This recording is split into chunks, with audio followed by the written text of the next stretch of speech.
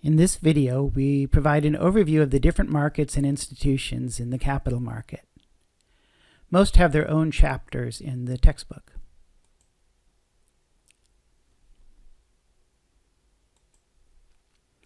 We start with the bond market. You've seen bonds before in your managerial finance class. Bonds are debt securities issued to raise money for an organization. If they are issued by companies, we call them corporate bonds. If they are issued by state and local governments, we call them municipal bonds. And if they are issued by the U.S. government, we call them treasury bonds. There are international equivalents to these, that is, bonds issued by foreign companies or foreign governments. You should remember from your managerial finance class that bond prices and interest rates are determined together and vary inversely. And so when we are talking about bond prices, we are also talking about interest rates at the same time. In the primary market, bonds are used as a way for companies and governments to raise money using debt. This is an example of direct finance. There's a secondary market for bonds where people buy and sell already existing bonds. Part of this market is made up of investment banks acting as bond dealers. When we talk about the bond market, most of the time we are not talking about a specific physical market, but rather the collection of all the people who are buying and selling bonds.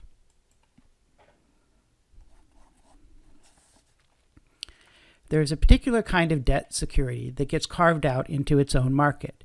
This is the money market. Money market securities are short-term debt securities. Examples include federal funds, U.S. Treasury bills, negotiable CDs, and commercial paper. These securities have maturity of a year or less and are low risk and highly liquid. Because of these features, they offer relatively low interest rates. They have a role in the primary market, as commercial paper can be an important source of financing for some financial institutions, such as finance companies. But generally, this market is considered separate from the capital market, as its focus is not on long-term financing. Because they are liquid and low risk, money market securities are a convenient way for investors to hold some funds in reserve, or to be a temporary place to park money.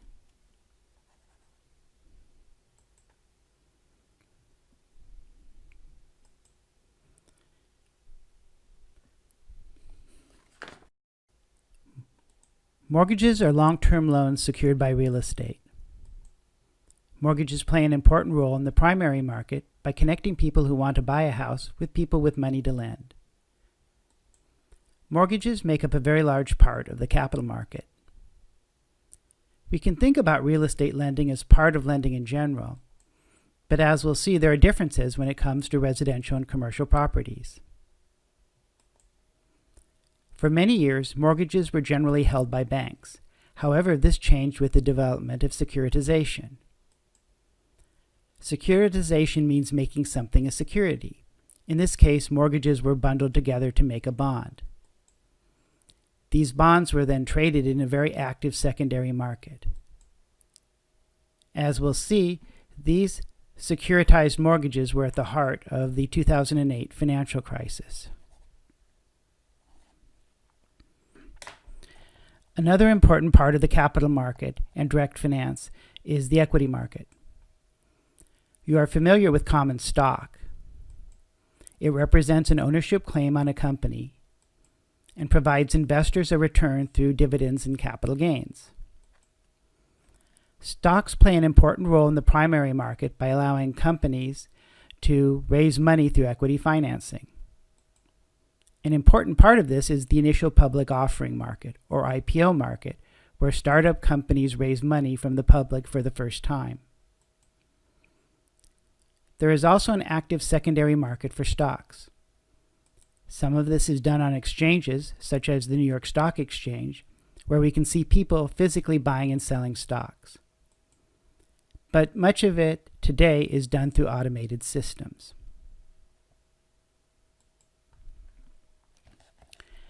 Banks are one of the most important financial intermediaries.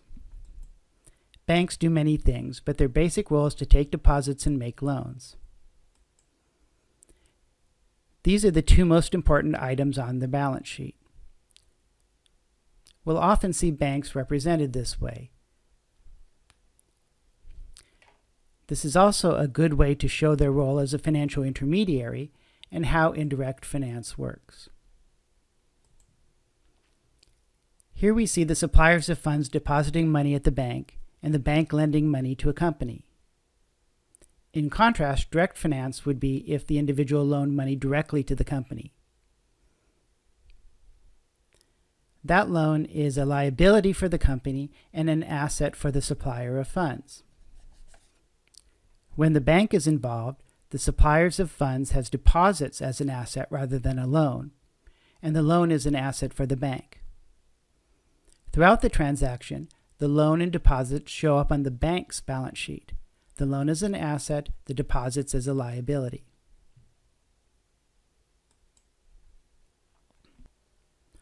Finance companies, hedge funds, and private equity are all financial intermediaries that raise money to invest. The right side of the balance sheet, where they get their money from, is some mix of borrowed money and equity, along with other items. For finance companies, the asset side of the balance sheet is primarily loans. For private equity, their assets are often ownership interests in companies. Since their investment is an ownership interest, it is an equity investment, which is where they get their name. Since the assets they buy typically do not have stock that trade in public equity markets, it is a private equity investment. Venture capital is a particular kind of private equity that emphasizes investing in startup companies. Hedge funds get their name because, unlike other funds, they are allowed to use a wide variety of derivative instruments. Derivatives can be used to hedge risk, that is, reduce risk, or they can be used to increase risk by speculation. Typically, hedge funds trade in publicly traded financial securities. If you go to buy stocks, you would open up an account at a brokerage. People who work at a brokerage are commonly called stockbrokers. You give the brokerage your money and they buy and hold stocks for you. When you buy stocks issued by companies, we called this direct finance, and so brokerages are part of the direct finance process.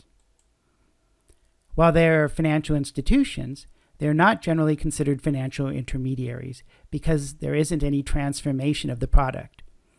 They buy the stock for you, then hold the stock in an account for you, but it's you who are owning the stock. Compare that with a bank that takes your money, creates a deposit account for you, and makes a loan. A deposit is a different item from that loan, which makes it intermediation.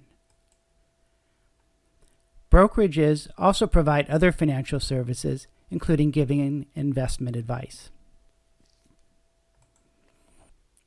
Mutual funds do something similar to brokerages, however with a little more transformation.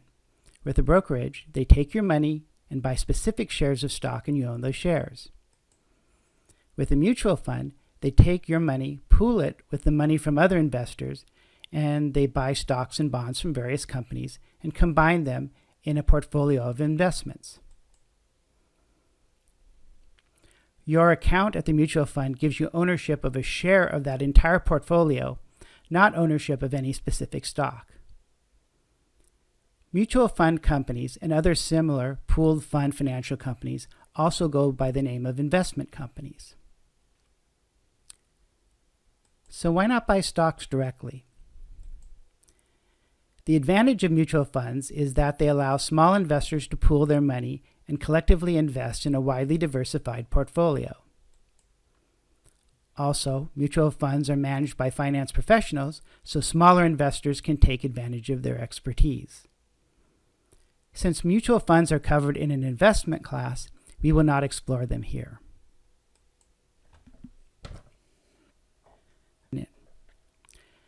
Government-sponsored enterprises are quasi-private entities with either explicit or implicit government support.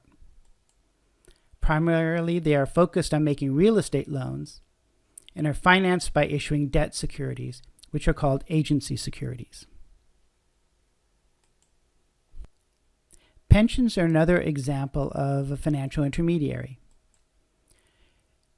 With the funded pension fund, the fund collects money from the company and the worker and then invests it in assets it will use to pay the pension when the worker retires. Pensions are offered both by private companies and governments. A pay-as-you-go pension doesn't invest in assets, but rather uses the contributions of current workers to pay for the pensions of current retirees. Pensions can either be defined benefit or defined contribution. With a defined benefit pension, contributions are made by the company and the workers, and the fund invests in assets.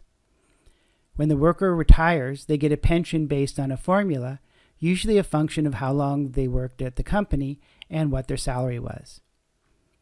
It is the responsibility of the pension fund to make sure they have enough assets to make good on the contractual pensions. In a defined contribution pension, again, the company and the worker make contributions which are used to buy assets. Which assets are purchased depends at least partially on what the worker decides. When the worker retires, the value of the assets at that time determines how much money the worker has to retire on. If the investments did well, the retiree will be in good shape. If the investments did poorly, then the retiree will have less money to live on. An example of a defined contribution pension fund is a 401k plan, something that many people have at work. Since a defined contribution pension plan creates less risk for our company than a defined benefit pension plan, we've seen companies shift to putting their workers on 401k plans. Insurance companies are about pooling risk. With a life insurance company, individuals buy policies and pay regular premiums to provide protection against the loss of income from premature death. With property casualty insurance, individuals buy protection against fire, theft, car crashes, or other accidents. Insurance companies are part of the capital market since they invest the premiums they receive in various assets.